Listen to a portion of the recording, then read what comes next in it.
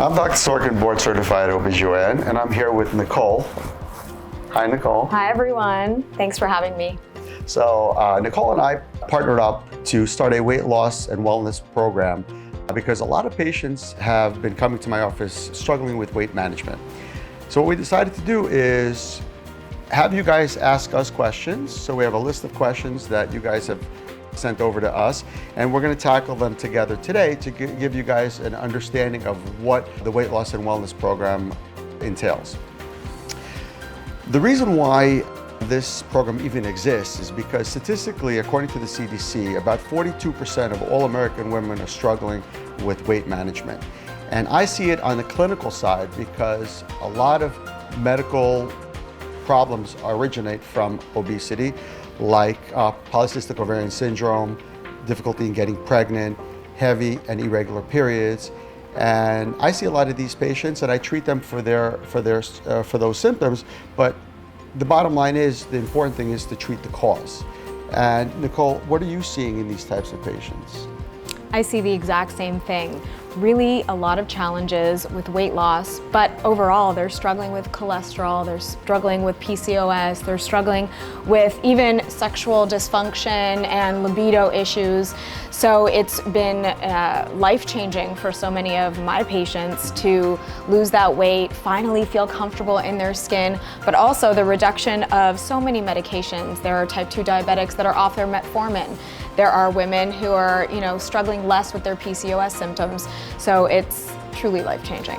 I feel like it's like a vicious cycle because the weight affects your self-image, which affects your potentially lead to depression. Depression then leads to poor eating habits. Poor eating habits leads to exacerbation of the weight issues, and it just kind of goes in the wrong direction. 100%. Right? It's so cyclical, and I'll tell you, it is so gratifying when I have patients come to me and say, I'm fitting into the jeans that I didn't fit into since high school. And to your point, when they start losing weight, they start exercising. When they start exercising, they start eating better. When they start eating better and seeing results, they want to get out there and they're confident. And so So the vicious cycle actually gets reversed it's into a reverse positive cycle. Absolutely. A question I see here that I'm often asked by patients is, why am I having so much trouble losing weight? And I don't know what you're seeing, so I'd be interested, but what I'm noticing is it's because of poor food quality and oftentimes poor portion control and lack of exercise. I always try to encourage my patients to eat healthy, organic, grass-fed, no GMO types of foods, but in reality, they're so hard to come by and they're so expensive. And it's so much easier to find the McDonald's, the Wendy's, the Burger Kings, which are full of processed foods, which are full of foods with high sugars, high saturated fats, high trans fats, refined grains, all of these artificial coloring and flavoring and preservatives that ultimately all they do is kind of really destroy the body. And it makes it so much harder than when you exercise, it doesn't really do much. Sometimes it doesn't do much, let's put it that way, or it doesn't do enough. So I don't know, what are your thoughts on that as a nutritionist? We see the very same thing. In terms of the availability, we are living in the culture of excess. So we have sweet treats and snacks and sugary things everywhere all the time. And that's often where a lot of the food noise comes from, which is what a lot of my clients and patients want to try and avoid. They're constantly thinking, oh my gosh, that donut. Oh my gosh, the next snack, I'm craving McDonald's. And so what I often recommend is exactly as you suggested, whole foods, trying to balance and eat healthy. And I'm not an all or nothing kind of person. I think balance is critical. If you're craving that donut and you've been thinking about it all day, just have it, enjoy it, no guilt. But at the same time, 80-20. Try and eat those whole foods, those non-GMO foods. Try and eat fruits and veggies and lean proteins, and try and avoid all of the foods that are just so overly processed. 100%. And what I notice is the problem is with many of my patients, and it doesn't matter if you're rich or poor, if you're white or black or any shade in the middle, everyone has those same challenges of, number one, the discipline of portion control and the discipline of really going out and paying attention to the ingredients that you're putting into your body. Absolutely. And then the other thing is the availability, right? I mean, 100%. McDonald's, Burger King, and Wendy's is so much more easily available than healthy food. It's on every corner, right? Yeah. So that's actually why I think it's important to do it in the way that we're doing it, which is it's a wellness program. Absolutely. Because if you're just focusing on weight loss, but you don't change the bad habits that are involved in leading to that weight management issue, then all you're doing is like kicking the can down the curb, and eventually, you know, those habits Absolutely. Creep up and those situations recur. Absolutely. I think, you know, one of the things that you're amazing in is educating the patients as far as how to find healthy food options. Absolutely. You know, how to incorporate exercise in their routines. Absolutely. And that's what I love about the program is that, you know, once I, you know, evaluate my patients and then do the testing and see that they're clinically are a good candidate, I feel like, you know, handing them over to you to help them on their day-to-day journey. Yep. to their ideal weight and to help them develop those good habits is so important. Absolutely, and that's why we started the health concierge in general, is, you know, we're seeing a lot of patients potentially on these medications, but then they get lost. They don't understand what are the food habits that I should have, how do I incorporate exercise, and often accountability is a struggle. So for me, I literally talk to patients every single day. I check in, we talk about food, we talk about food journaling, we talk about diet, we talk about even 10 minutes of exercise. Sometimes people crave that 3 p.m. snack. My snack is chocolate covered almonds. And before I have that snack, I go for a little walk, 10 minutes around the block, and then I ask myself, do I really want it, or is it just boredom? And those are the little hints and tips and tricks that I give people on the daily so that they can just slightly switch their habits. Mm-hmm. And that's why they see so much success. And that's why they also learn those healthy habits. I know it's not just about getting a medication, losing the weight, and then falling off the wagon. It's about through the journey, learning how to eat healthy, how to act healthy and behave healthy to live your best life. And I know that all the rage now is longevity and having a healthy, long life. And that's really what I want to help people learn so that they can really just enjoy their whole life. 100%. The other thing is, you know, we're living longer, you know. The medical innovations are so, you know, are constantly evolving and improving, so people are living longer. But what happens as we age? Our metabolism slows down.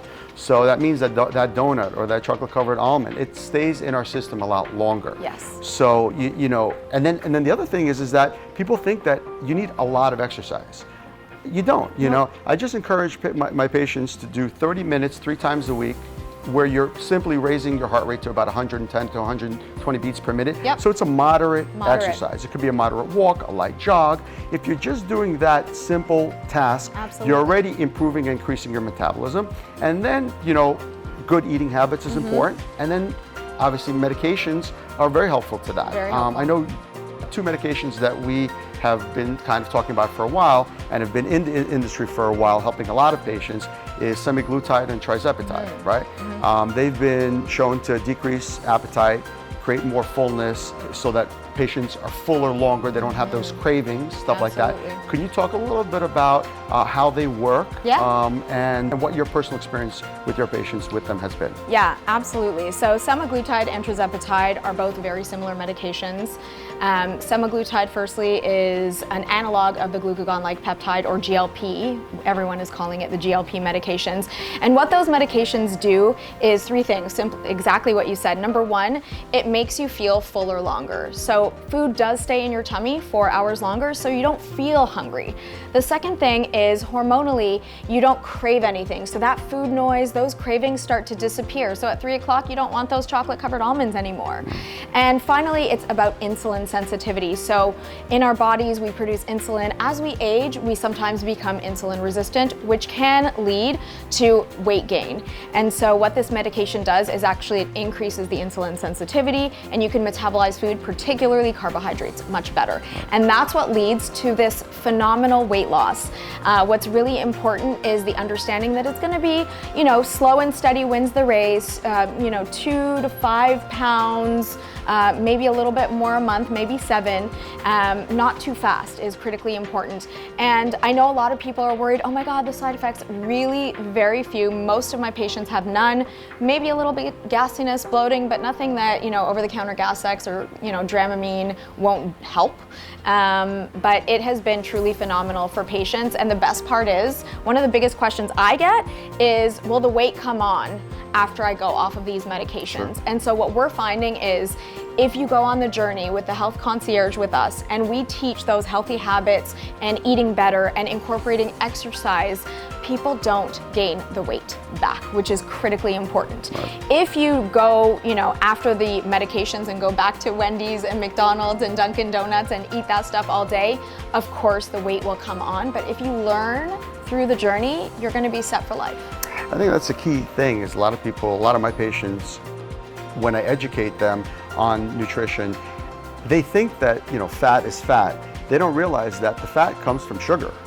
When we intake a large volume of sugar and then we don't work that sugar off through our daily activities and we don't burn it, it gets stored as fat. Absolutely. So the way these medicines work, by increasing your insulin level, you're actually driving down your blood sugar. Yes. And if you're driving down your blood sugar, there's less sugar to then be stored as fat. Absolutely. So it works so well. But then if you go back and you start eating with poor eating habits, eating a large amount of unhealthy sugars, that's a problem. So I think that you need a team approach.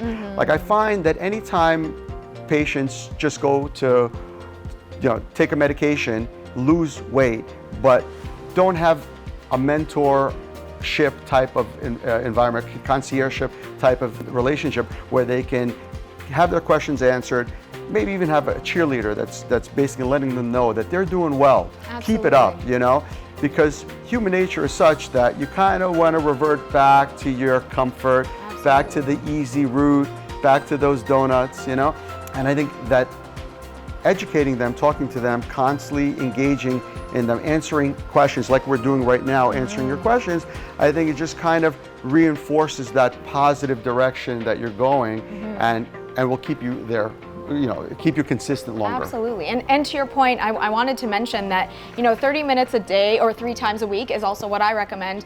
But what's interesting is that now there's actually scientific evidence around micro movement, and 10 minutes in 3 separate little occasions in your day can actually be as effective on your health as one 30-minute exercise cycle. So even those small changes, one of the first changes I tell patients is to cut out sugary beverages. So a lot of people don't necessarily know this, but I went on my own weight loss journey. When I was 15 years old, I actually gained 50 pounds. And for my 5'1" height, that's a lot. I used to be a competitive dancer. My parents made me quit cold turkey. It's a whole story. Anyways, I gained the weight. And the first change I made was to cut out all sugary beverages. And I lost 4 pounds in my first week, and I've never been more motivated. So those tiny, small changes can make such a huge impact on your life. And the reason these medications are so phenomenal is because you have that very fast result. And when you see the results coming, you're even more motivated to continue. A lot of the times, diets and exercise programs fail because people see a result and then plateau, and they don't get the results fast enough. But here's also the other interesting thing is the result is also their cycles get more regular, their flow gets lighter, their PCOS symptoms like acne and irregular hair growth improve, and you're improving on so many different levels, and then ultimately your self-image improves. Yes. So not only are you looking great, but you're feeling great. And it's incredible to see. Exudes and the inside confidence out. exudes, exactly. Yeah, So it's pretty amazing. I love what I do. Yeah. So Nicole, that was amazing. I had so much fun. That was great. I think that our viewers learned a lot, not only about the actual process, but about how we work as a team and what we do. So I'm very excited about that. So if you're having trouble with weight loss, click on the link below, book your appointment today. Follow me on SorkinMD.